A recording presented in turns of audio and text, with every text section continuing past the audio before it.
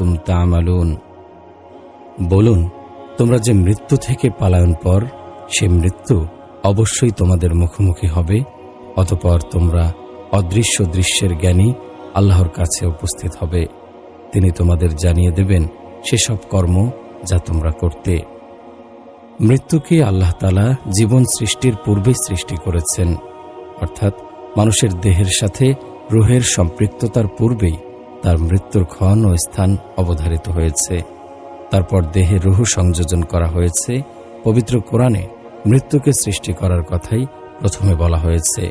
আল্লাহ তাআলা বলেন, আল্লাযী খলাকাল মাউতা ওয়াল হায়াতা লিয়াবলুয়াকুম আইয়ুকুম আহসানু আমালা।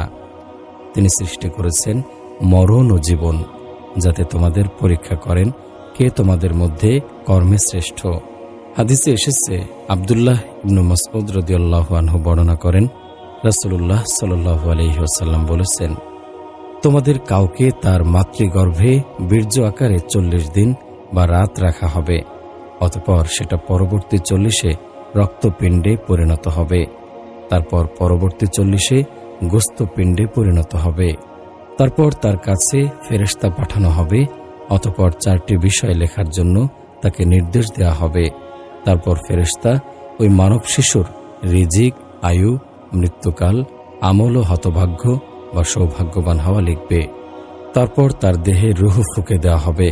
মৃত্যু সম্পাদন করার জন্য আল্লাহ তাআলা কতিপয় ফেরেশতাকে দায়িত্ব দিয়ে রেখেছেন।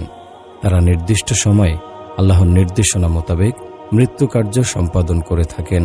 পবিত্র কোরআনে এসেছে, কুল ইয়াতাওয়াফাকুম মালাকুল মাউতিল্লাযী ওয়াক্কিলা বিকুম সুম্মা ইলা রাব্বিকুম তুরজাউন। বলুন, তোমাদের প্রাণ হরণের দায়িত্বে নিয়োজিত ফেরেশতা তোমাদের প্রাণ হরণ করবে। অতঃপর